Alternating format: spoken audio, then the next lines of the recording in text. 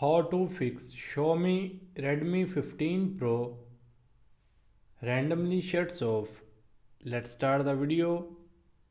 First of all, check volume and power keys. It can suddenly pressed by using the hand case of your phone.